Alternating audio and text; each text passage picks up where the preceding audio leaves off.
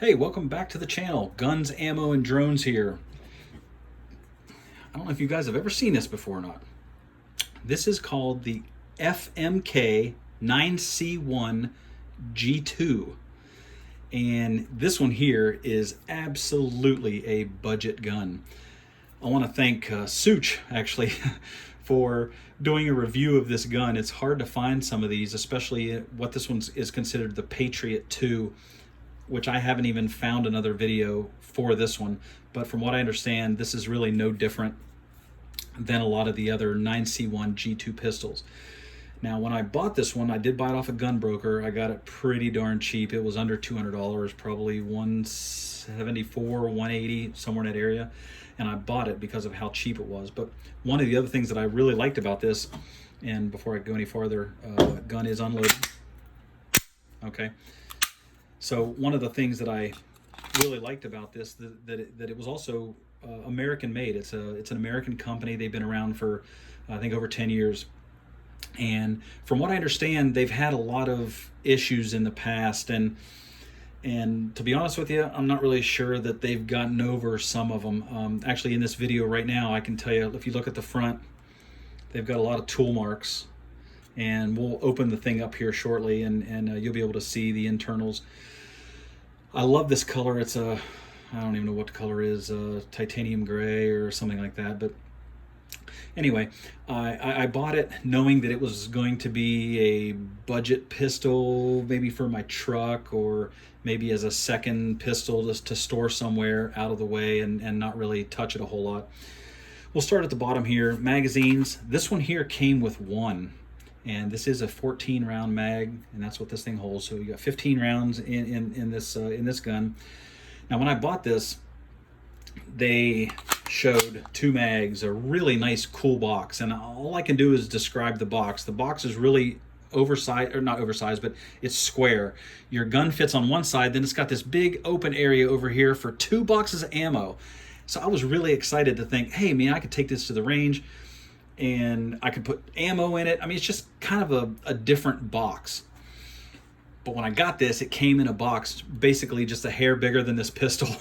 It was cardboard, and I was actually kind of disappointed, but at the cost of the pistol, I guess I really can't complain. There probably are other models of this that come with 2 mags and come with a few other things in it, but anyway. And as you can see on the back here, it says freedom and liberty. Now, the other thing that this pistol does not have, that most of the other pistols that I've seen, especially on the videos, come with, is a loaded chamber indicator. You would think it would be in that little hole right there, but they are usually located right here. And I was kind of hoping to have that. I don't know why. When I got this, I was actually disappointed when I got this pistol. Just to look at it, it's really cool looking. And as far as size comparison, I've got my Glock 19 here. You can see that it's very similar in size to the Glock 19. And actually, most of the features on this gun are modeled after the 19. Matter of fact, this one here will accept Glock sights. As you can see, they're almost the same. Well, not on this one because these are my night sights, but it's very Glockish, and they will fit. Size-wise, it's very similar. Let me see if I can line this up. Okay. You can see that they're very similar in size and look, for the most part. And we'll open it up here in a little bit, and I'll show you the internals. The grip texture here is pretty interesting. As you can see here, we'll try to get it up close. It's just these ribs. And surprisingly, they do a pretty good job of holding your fingers. As you can see, it does have the finger grooves. And you can also tell that this is actually recessed. So it actually dips down. And it's like that on both sides. So when you've got your fingers on there, they kind of dip in a little bit. Now, this back strap is rubber. It's actually kind of interesting. The back strap's rubber. It's non-interchangeable. You can't take it off and you can't exchange it, but it's kind of soft. And I know I can't really show you, but just take my word for it. It kind of feels a little bit softer than a rubber tire. Maybe it has the sponginess of maybe a shoe, like a piece of shoe or something like that, the tread of a shoe.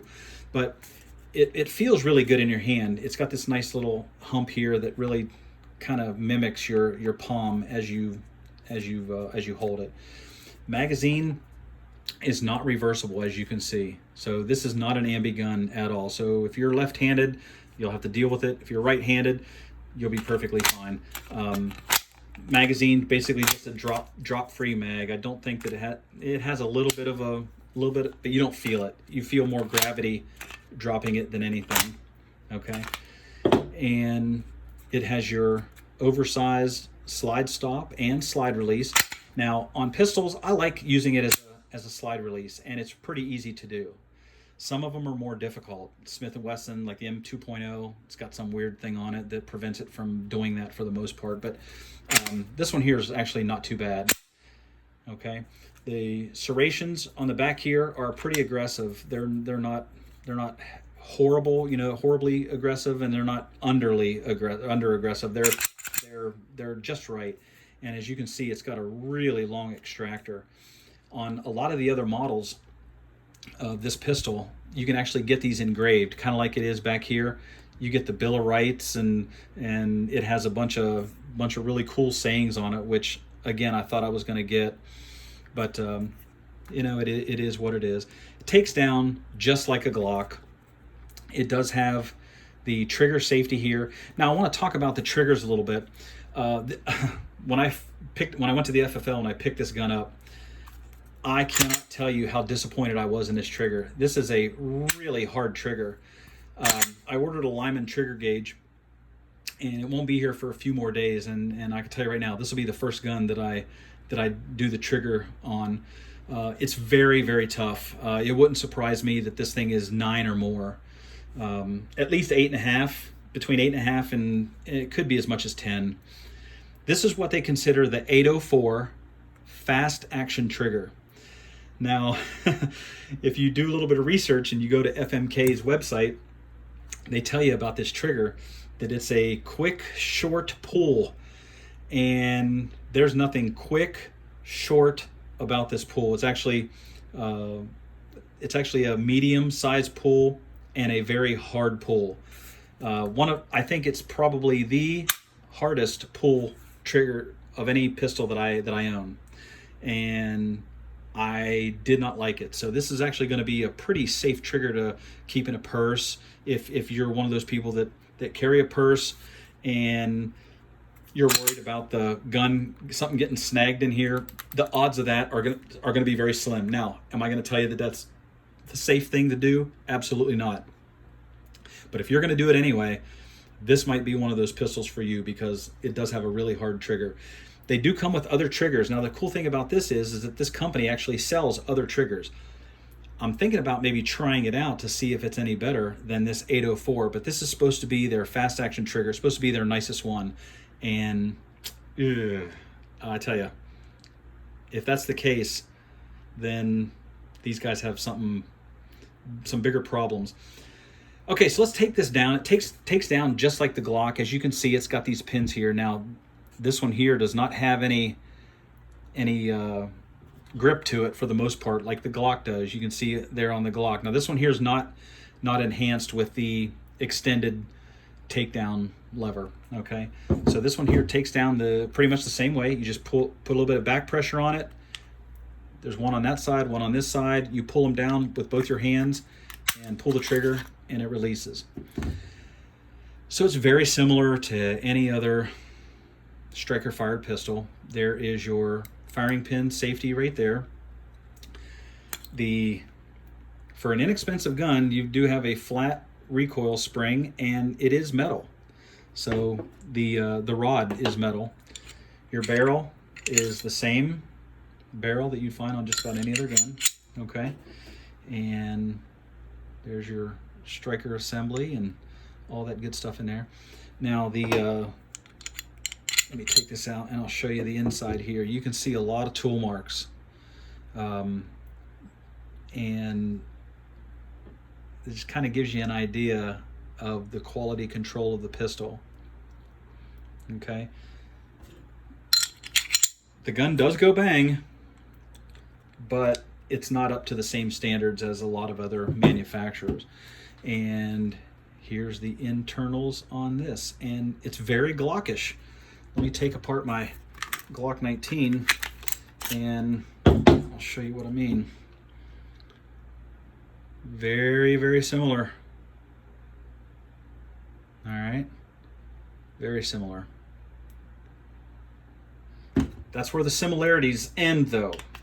You know, Glocks are expensive guns, and with the market flooded with other brands of these guns, I mean, you're gonna find some that are just cheaper than others, and some of them are great, some of them are lemons, and I'm still tossed up about this one. Okay, now to slide this back on, same way as any other pistol, and there you go. All right, that trigger is horrible. Now listen, watching these other videos before I bought this, I got the same information. You know that this is not a very good trigger, and they talked about some of the other features of this gun, but I have been on a budget pistol kick lately, and I had to see for myself. And considering the price of this gun, I mean, I'm not disappointed in the quality of the pistol for the price that I got. Now, if this gun was over $300, to be honest with you, I would be quite pissed. If you pay more than $200 for this gun, I think you're probably going to pay more than what you really want. There's so many guns out there for a little less than $200, and sometimes, most of the time, even a little bit more than $200 that you can buy that blows this gun away. But feature-wise, it is kind of out of the box thinking. I mean, they really cut down on the slide here. They got all this cut out right here. You might even have some old Glock sights that you might want to exchange on this gun. They will fit. The oversized slide stop and slide release. Okay, it works great. It feels great.